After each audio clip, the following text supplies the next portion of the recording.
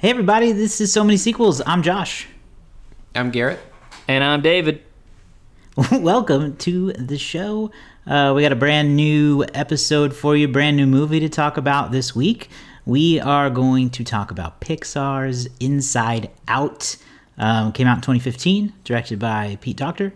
This movie has a sequel coming out 9 years later. Inside Out 2, very clever title. So anyway, we're revisiting this movie to get ready for that. We're excited about it. I hadn't seen it in a while. Had you guys really seen it recently? No, I don't know, David. Scares. You got a boy. Had he seen it yet? No. A little too young. It's a little too much. For him right now. There's not like an animal in it right away. He's kind of tuned out. Yeah. I've probably seen it since 2015. I must have seen it probably at least 3 times since then, I would say. Well, before we get into talking about the whole movie here, let's get into a little bit about it, how it did. So Letterboxd describes this movie as, growing up can be a bumpy road, and it's no exception for Riley, who is uprooted from her Midwest life when her father starts a new job in San Francisco. Riley's guiding emotions, joy, fear, anger, disgust, and sadness, live in headquarters, the control center inside Riley's mind, where they help advise her through everyday life and try to keep things positive. But the emotions conflict on how best to navigate a new city, house, and school. Very, very scary stuff for a young teenage girl. David, how did audiences react to this movie when it came out? Oh, wonderfully. Both critically and financially. So, like you said, Inside Out opened the weekend of June 19th, 2015, almost exactly 9 years ago as of this recording. And there's kind of a fascinating, this is one of my favorite box office stats. I'm a bit of a nerd for the inside baseball with all this. So this is one of my favorite ones. Inside Out has the highest opening weekend for a movie that didn't open number 1. It opened with $90 million in the number 2 spot behind Jurassic World, which in its second weekend brought in $106.5 million. So that's your 1-2 is Jurassic World and some great counter programming, Inside Out. At number 3 that weekend, you had Spy. At number 4, you had San Andreas, starring Dwayne Johnson. At number 5, a movie called Dope, which brought in $6.1 million. But yes, so that opening of 90.4, it's huge. It's one of the high. It's still to this day the 15th. Excuse me. It is one of the highest openings for a non-sequel ever. And the movie would go on to make $356 million in the United States, $501 million overseas for $857 million on a $175 million budget. There was a day when a budget of 150 plus wasn't necessarily a killer. And this is one of those movies that kind of exemplifies that. The movie would finish the year in the number 4 spot behind Avengers Age of Ultron, Jurassic World, and Star Wars The Force Awakens, which should sound very familiar. We've reviewed all of those movies. This is, in fact, our 9th 2015 film, followed by... We just reviewed Mad Max Fury Road from this same year. We watched Pitch Perfect 2 the night before, and as well as Mission Impossible, Rogue Nation, and Spectre, James Bond Spectre. Look, to the haters I say, we will soon run out of 2015 movies, so... soon. Get over it.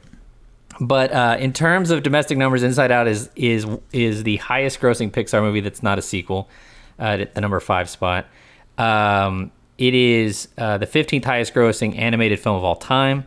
It's the number 64 movie of all time. It's the number 25 non-sequel all time. And in terms of worldwide, that number is 86 and 30, respectively. So audience was huge for this. It had great legs. It was one of the more successful Pixar films in the last 9 years. And if it wasn't for some of the other movies, if it wasn't for like The Incredibles 2 and Toy Story 4 and, Finding Dory, it would be a little bit higher. But there you go. That's your box office stats for Inside Out. Well, there's nowhere else to go now but just to get into our first thoughts here. Garrett, how did you handle this movie?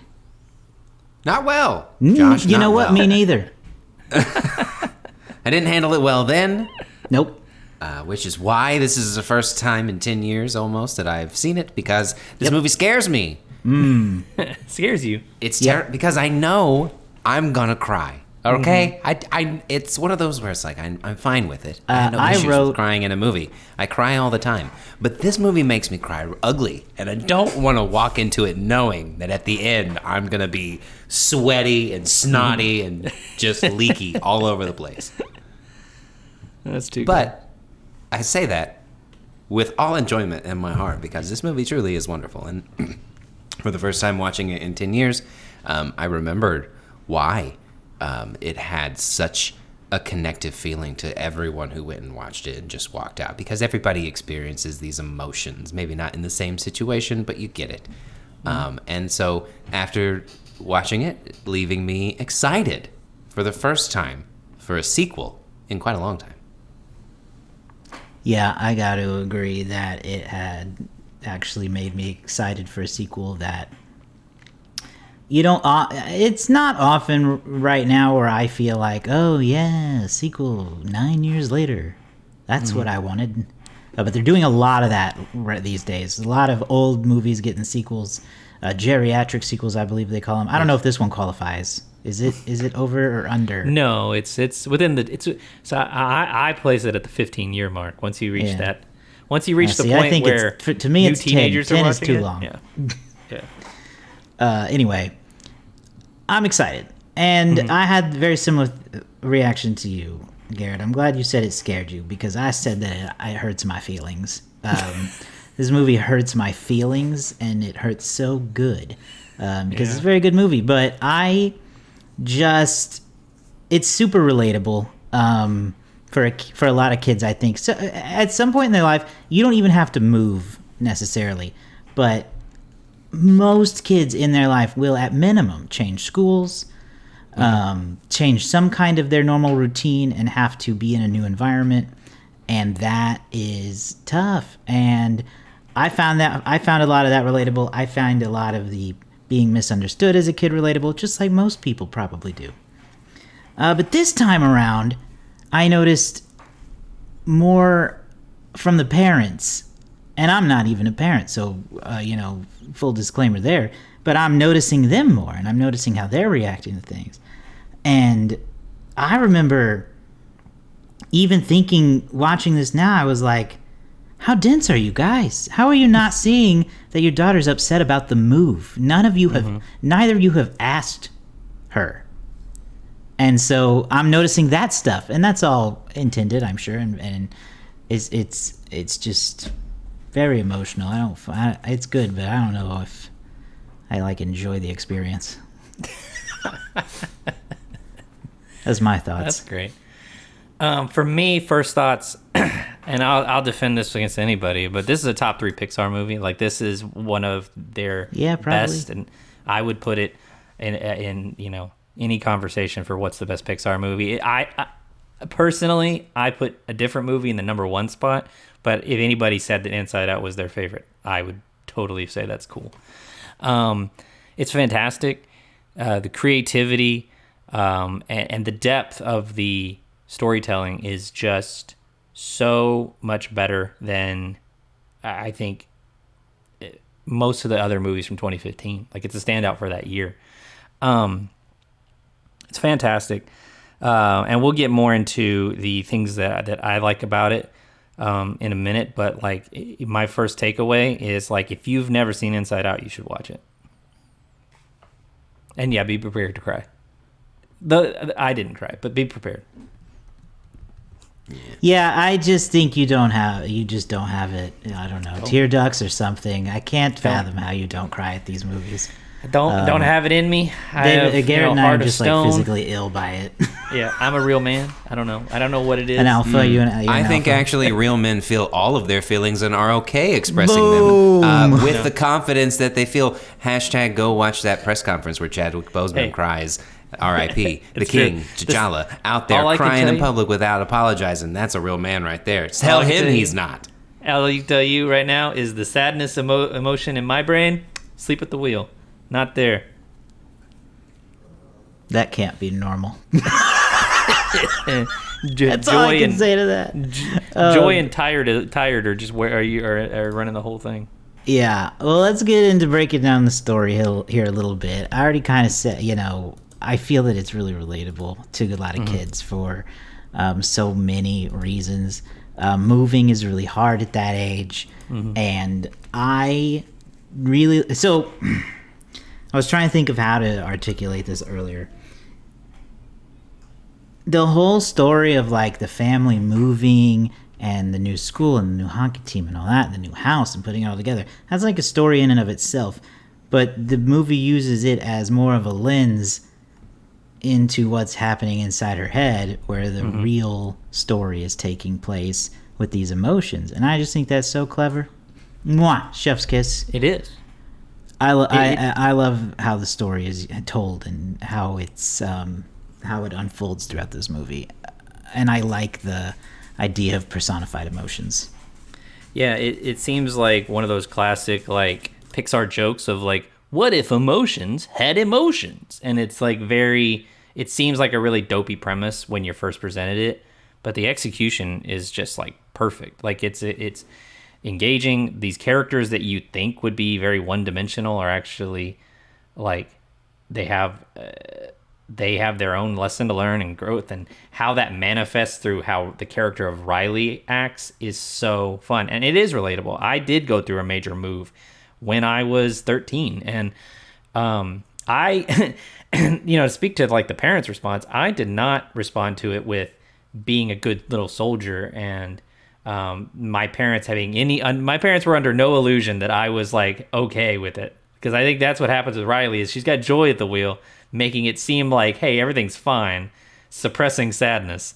But like for me, sadness was at the forefront. I did not want to move to Oklahoma. I was totally fine where I was. So yeah, I definitely related to the move in that sense. What about you, Garrett? What did you think about the use of emotions this way? I have never moved or anything like that, but as far as like driving with your emotions, I think that is key, because it is, again, just a different way to tell the same story, but it is more creative. You could follow the same person, or you could break down those things into the 5 basic emotions that people can kind of understand and comprehend, and then you really zone in on the main 2. And I also think that the people that were cast do such a great job of delivering their top trait and then the subtleties of showing, the 5 other emotions in there. You're introduced to Joy and she has this disgust for sadness, but tries to look at it with a positive spin. Exactly. And that's the key. It is a teenager who doesn't or not quite a teen, the preteen, who doesn't understand her emotions. And otherwise she would just kind of be running wild, and we would be seeing those emotions just kind of act up. But like having them drive the situation it really is just a great way of telling a story that we've probably seen before. And again, let's also note we're complimenting this story, and it is just over an hour and a half. It is not 2 hours long. I understand that it's still an animated, but that just goes to show that you can tell a good, inspiring story, touching story, in less time. Complex if you know story. what you're doing. Economy of storytelling. if you know what you're doing. Yeah, and doing a little bit of research on the background of the movie, and at one point they had a lot of different ideas. They consulted with psychologists about how emotions sort of start to formulate when you're young, and like what sort of feelings you're feeling at first, the complexity that comes with getting older. At one point they had an idea, they had like 27 emotions. They had a lot of them. There was going to be this big busy room in her head with all these different things. And they were like, this is just too much. So they whittled that down to 5. Now, little spoiler, we are going to see some of those cut emotions are going to be in Inside Out too, which is cool because things do change as you get older. You do develop sort of more nuance and complexity as you get older. And I love that element of this story that ultimately joy and sadness as characters, they have to come together and sort of learn about each other. Well, more so Joy needs to learn about what the strengths are that sadness brings. And I thought that the way they did that, because, I mean, we all think about it. Nobody views sadness as a positive emotion. It seems very negative on its face. But the way that and I think it's very approachable for young kids and for teenagers, the way, especially when sadness... When sadness consoles Bing Bong. Anyway. Did I trigger a Nickelodeon memory for everybody there? Was that face? Boop, boop, boop. Yeah, there you go. Yeah, face is great. Hey. Yeah. There you go. We should definitely animate that into the thing. Keep that face in. Coming yeah. Whoever wants to animate that. But anyway, when sadness is consoling Bing Bong, and Joy gets this sort of glimpse of like what sadness can do. When sadness is consoling Bing Bong. The sentences totally normal transition out of there. Yeah. It's so great. So you learn, and I think it's great for kids, for preteens, to sort of learn that idea of like what empathy can look like, what allowing yourself to be, what happens when you show vulnerability is that it opens up the conversation of I need help. Riley's parents don't know she needs help because she's been forced to stay happy. She's been forced to be the happy little soldier. And while it's not like expressly like that, like you better be happy about it, she just, in the context of the story, Joy is running her and she has no choice. But anyway, I just think that's really cool, and I could go on, but I won't. I have a question, and it's very important because David, in addition to this podcast, I can think of 2 other times that we have been accused. You specifically, sir, have been accused of not having empathy or sadness, and yet you just explained a very important part of the message of the importance of sadness. So, what are you taking away from this movie? Sad, bad, be happy. I am taking away how important it is to have empathy. And let's be clear, I have empathy. Okay? Yeah. I just have a low tolerance for dummies. And children. That is something we see in a lot of these movies, okay? A bunch of dummies, all right? Yeah. And I just don't like that. Like, stop doing what you're doing. You're making your own problems. But no, anyway. I'm sorry, I didn't have empathy for Joaquin Phoenix and her. That's my big cross to bear. Empathy for sadness as a character. I do have empathy for sadness. She's very sad. Honestly though, we'll get into the characters a little bit here specifically, but sadness is so funny in this movie. Yeah. Phyllis is great at being sadness. Yeah. First of all, we'll forever love that her name just is Phyllis. Yes. That works on so many levels. But she's so good at being sad that I was getting pissed off every time she popped up on screen, and especially when she'd be touching shit. Quit touching the memories, sadness. You can be sad, but you don't have to touch it. Just quit touching it. Everything. Something in her was drawing her to touch things. Yeah, I get it. But that's why she was great. It's a compliment in the end. So you have Phyllis Smith, and this is no disrespect for her. She's great. I don't know if anybody watched The Office and was like, Phyllis Smith, like that's the actress that really needs, that's going to get like a lot of big roles. But she is great. I love that they cast her in this because she is a very unassuming voice. And so I thought that she brought so much to this character and just made her feel so sweet, but also she's got those comic chops. So some of the delivery on the jokes are like, you can't go that way, you're gonna get lost. And she's like, stay positive. Okay, I'm positive you're gonna get lost. It's just great. And so yeah, shout out to Phyllis Smith for sadness in this. But do you want to talk about some of the other characters? Let's talk about Joy and Amy Poehler. Yeah, we got to talk about Joy and Amy Poehler. I think Joy is one of my favorite Pixar characters. She's just so fun. She really and Amy Poehler embodies Joy so well in her voice acting. I feel like her voice is just so like bright. I guess I don't know. She was well cast. I feel like, and she's well, and at this point, no, go ahead, Josh. Sorry. I was going to say, at this point in time, she was Leslie Knope, and she was also the embodiment of joy. And so I think that she is incredibly well cast there. I think that sadness is the most complex emotion. Again, David, because you articulated so well but don't understand personally, that it is a very complex emotion to allow yourself to feel. And I think that a lot of times people don't understand the joy that comes from being able to be sad about something. And that is another element of the storytelling is, when Riley thinks about those memories, those core memories that have made her, they now make her sad. And, that is the key message is that when you think on those things, they don't bring you joy because you're not in Minnesota playing hockey anymore. Your friend's not there anymore. So when you think about that, it doesn't bring you joy. It brings you a level of sadness as you're understanding your emotions and moving into a new thing. And so I really like that as well. And then, again, the other emotions, for me, Lewis Black stands out the most. I think that anger was the third most influential emotion and really got a lot to do. Bill Hader and Mindy Kaling, they were not as featured as much. They were very enjoyable, but they just didn't stand out as much to me. See, I agree. Neither of them are returning either for Inside Out 2, which I thought was interesting. Yeah, there are one. Bill Hader's being replaced by Tony Hale, which honestly is not a bad step. I don't remember who is replacing Mindy Kaling. I'm not sure, but the cast of emotions in this one are great. I think that there's no one who personifies screaming better than Lewis Black. Maybe you could have someone like a Bill Burr. He's good at screaming. Well, Bill Burr.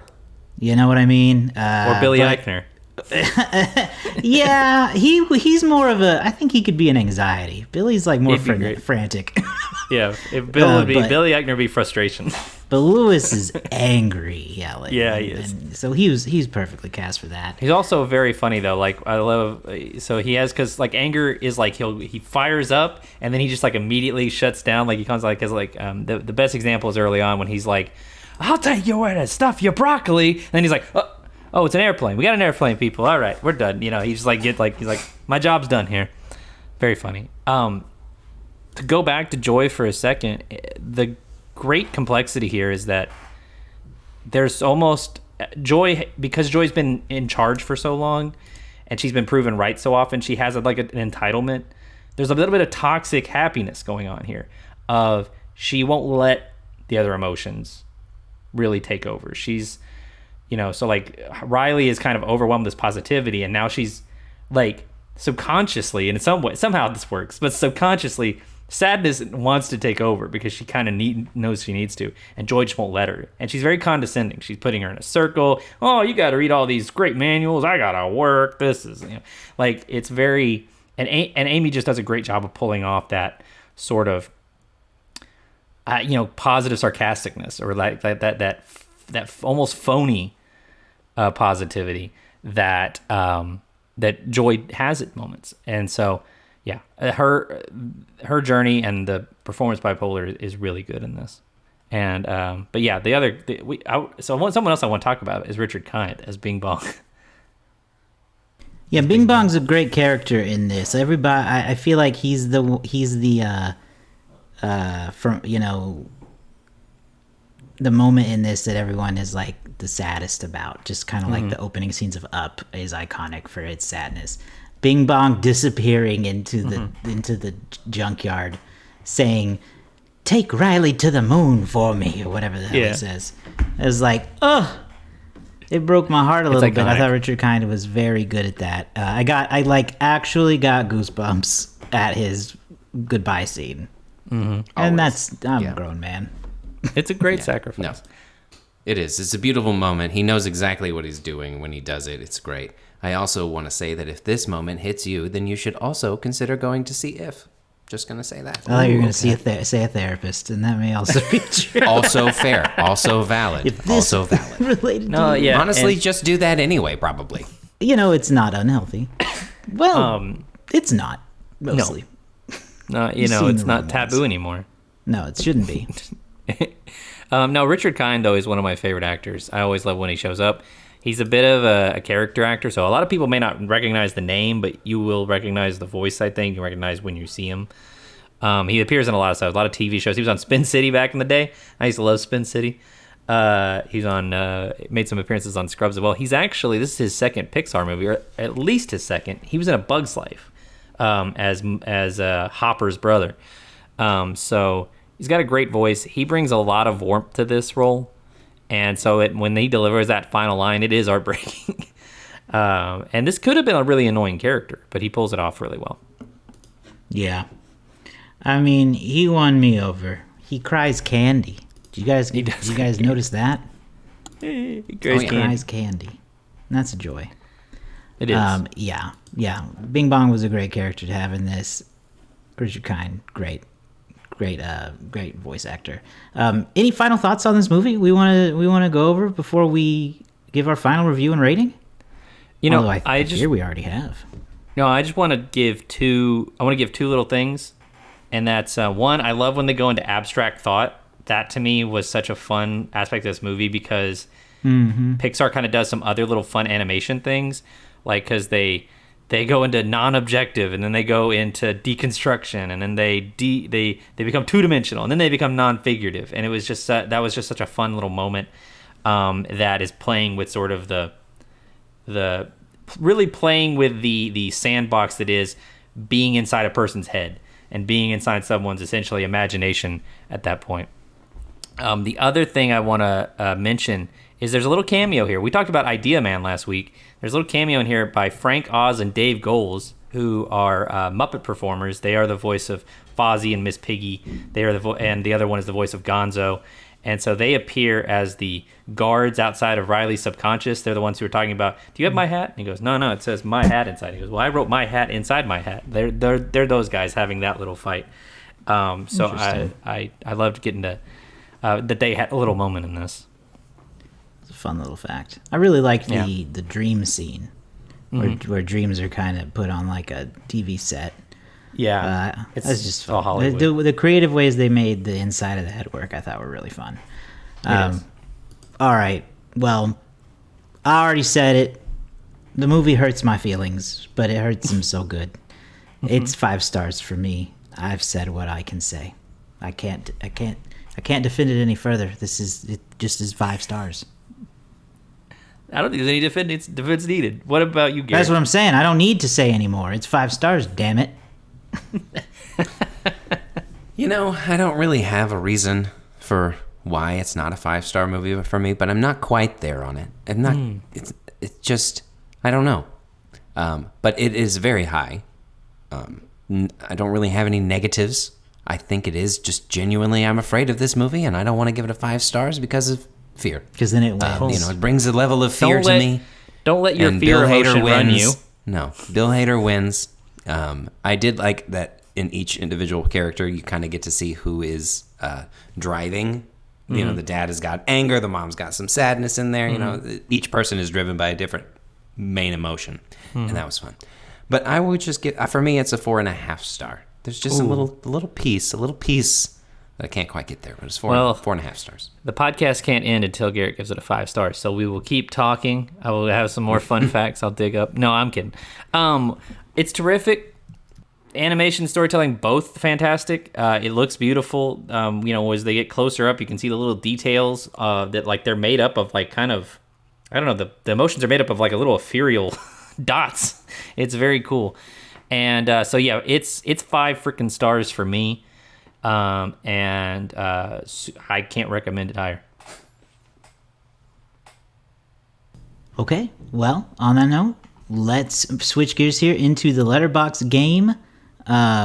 See if we can take a guess at what the Letterboxd community has rated this. Now, I think last week we had to play on some technicalities because one of us had seen it, right? Or no, both of you had.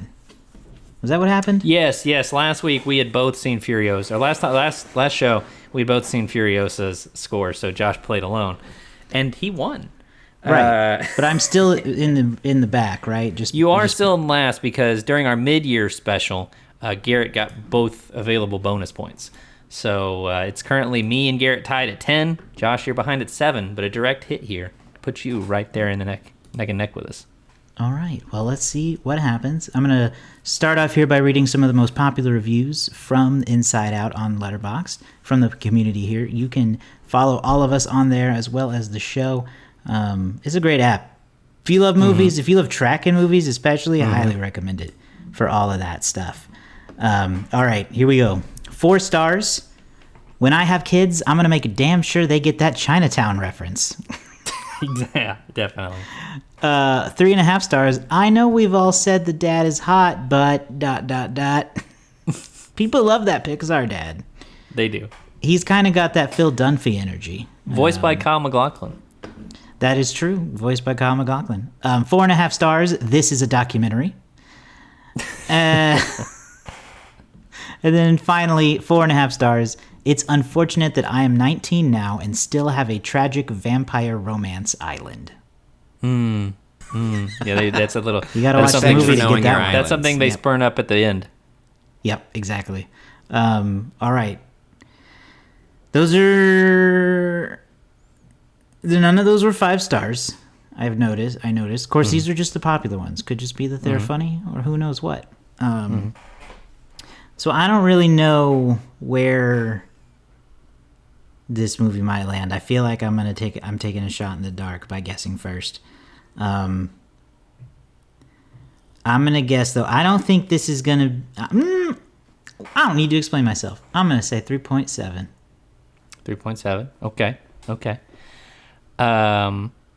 Garrett, would you like to I go don't last? have to give away my strategy before you guys go. I think it's. I think it's a 3.9. Oh, I think that's also a good guess. And I'll say it's a 4.1.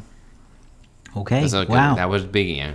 We got some gaps here. We'll have to have some tiebreak. We'll have to have a tiebreaker here. A 3.7, a 3.9, and a 4.1 from the three of us here. We are going to need a tiebreaker, and it's going to be between Garrett and I because this movie's a 3.8.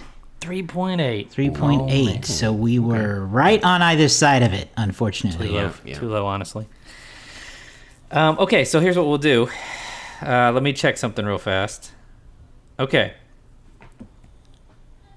So it's 3.8 based on the average Letterboxd rater. Okay. But what I'm going to ask you is, I have switched my ratings to my friends' ratings. Oh, don't show us. There's only people who this is a new number. What do you think that it is amongst the people I follow on Letterboxd? We can do a different one if you don't like this.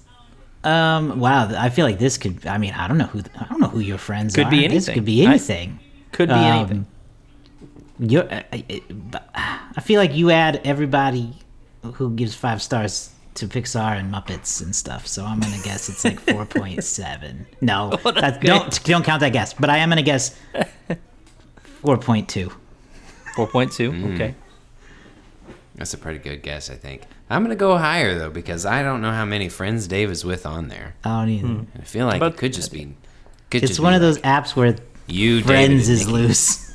Yeah, it's just other people I follow and people who follow me. Of 5 stars, yeah. So I'm going to say that it's 4. I'll go with 4.5. Woo! 4.5. All right. You're a winner this week, folks. We have one. Oh, I thought he said you're a winner. I did too. No. The winner this week is Josh because it's a 4.1 amongst my friends. So there we go. I was on the right track. Now, if you guys are upset with that, we can do a different tiebreaker. No, that was a great tiebreaker. I'm fine with that. It worked out for me. It did work out. That's just 1 point for Josh, though. Yeah.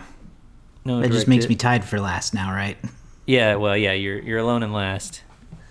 But you're one step closer. Oh, I thought I was already one step. Dang it, I'm one behind everything I think I am. It's me and Garrett 10, you 8. So Okay, fine. Well, one direct hit away. the game is getting more interesting as we move into the second half of 2024. So should be fun to see how that goes along. Be sure you subscribe to the show if you haven't done that yet. You can do that on our YouTube channel, So Many Sequels. You could also subscribe to the podcast in your favorite podcasting app. We're on all of them. You can go to somanysequels.com, find some of those links. We've got all our past episodes there, as well as links to our social channels, Facebook, Instagram, TikTok, Threads. You can find us on all of those, posting about the movies we're watching and talking with you about what you're watching. Get on those, let us know. We love to read your comments about the show. So do that, and we'll see you all very soon with a review of Inside Out 2. Inside Out 2. All right. Should have been called Upside Down and Inside Out. Upside Down 2, Back in the Head. I like both of those. Both of them.